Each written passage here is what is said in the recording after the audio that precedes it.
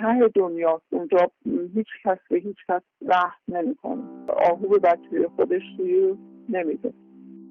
کهریزک 2 لقب گرفته، مجموعه‌ای از چند سوله در بیابان‌های شرق تهران.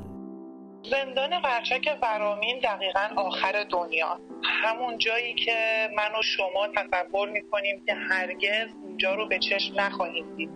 ندامتگاه شهر ری، معروف به زندان قرچک، زندانی مخصوص نگهداری زندانیای زن با جرایم عمومی که در اون خبری از طبقه بندی و تفکیک جرایم نیست. زندان قرچک ورامین حدوداً 10 تا بند داره، با بند مادران البته، که هر کدوم از این بندها به اصطلاح خودشون متعلق به یک گروهه. یک گروه متعلق به موادی ها، اصطلاحیه که خودشون به کار میبرن.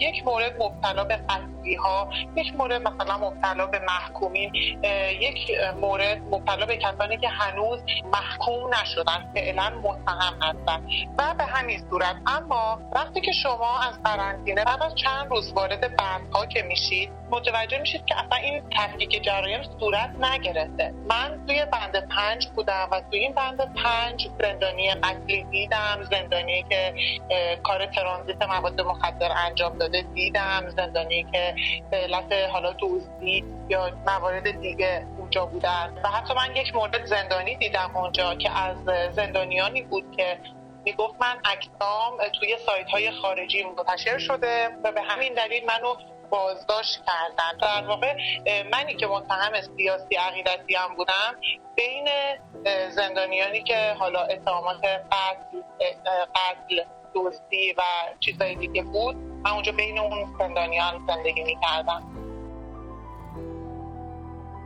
بیش از 2000 زندانی زن در 7 سوله که گنجایش کمتر از 1/3 این جمعیت رو داره. توی بند ما نزدیک به 400 تا زندانی وجود داره که هر روز هم به تعدادشون اضافه میشه، اما نه تهویه‌ای هست نه وضعیت بهداشت درست و درمانی. 2 تا سرویس بهداشتی و همون برای این همه آدم.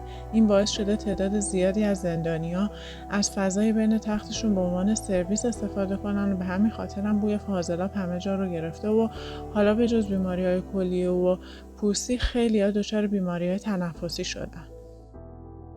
به اینها اضافه کنیم نبود امکانات اولیه زندگی رو که از این ندامتگاه یه جهنم ساخته برای از پا در آوردن انسان‌ها. از نظر تغذیه‌اش واقعا وحشتناک بود. آب زندان شور، فقط هر بندی یه لوله کشی آب شیرین داشته که برای شستن لباس ازش استفاده می‌کردن. بقیه آب شور بوده، آبی که برای شستن ظرف‌ها ازش استفاده می‌کردن، آبی که برای حموم کردن و رفتن ازش استفاده می‌کردن آب شور بوده و به اضافه اینکه آب شهری نبوده، آب غیر شهری بوده، از آب چاه استفاده می‌شده ظاهراً. از این 2 تا حموم یکیش کاملا آب جوش و یکیش کاملا آب سرد. به زندانیان نوار بهداشتی اصلا نمیدن.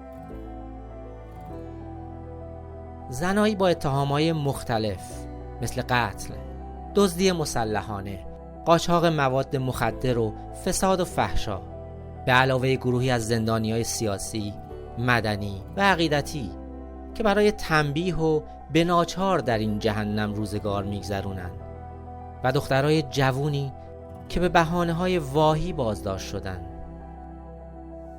توی قرچک علاوه بر فعالای مدنی و سیاسی که به صورت سیستماتیک براشون پرونده سازی شده، دخترای جوانی هم هستن که به جرم فساد و فحشا بازداشت شدن، چون مثلا به صورت شهوت انگیز بستنی خورده یا مانتوش مورد داشته و گشت ارشاد گرفتنشون و چون خانواده‌شون پول وثیقه نداشتن حالا باید توی زندان قرچک بمونن.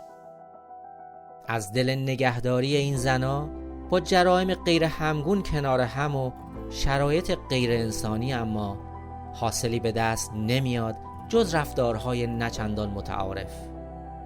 متاسفانه همجنسگری زندان قرچک ایجاد میکنه. هر 2 نفر با هم ارتباط داشتن، حالا یکی نقش شوهر و یکی نقش زن رو بازی میکرده. بعضی اتفاقایی که نباید میافتاده. در این میون راهکار مسئولین زندان هم برای زنایی که هر روز این وضعیت عصبی‌تر و پرخاشگرترشون میکنه داروهای آرامش بخش قوی تره.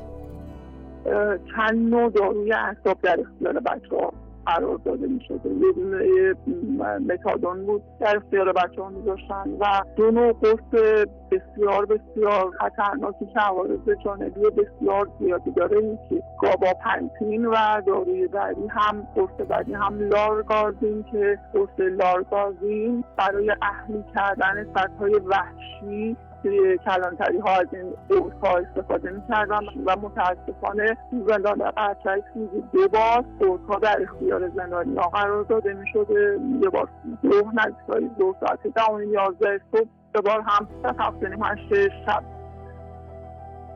حالا در و دیوار این سوله ها که روزگاری نه چندان دور مرغداری بود، چهره زنایی مثل آتنا دائمی، سهیلا حجاب، آتنا فرقدانی، گلرخ ایرایی و ندا ناجی رو به خاطر میاره که به گناه نکرده و فقط به دلیل آزادی خواهی اینجا روزای زیادی از زندگیشون رو سپری کردن ولی دست از خواسته هاشون بر نداشتن.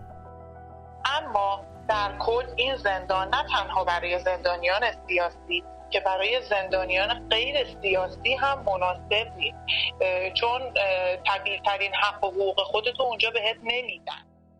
رویش سبز مام ایران، ریسمان.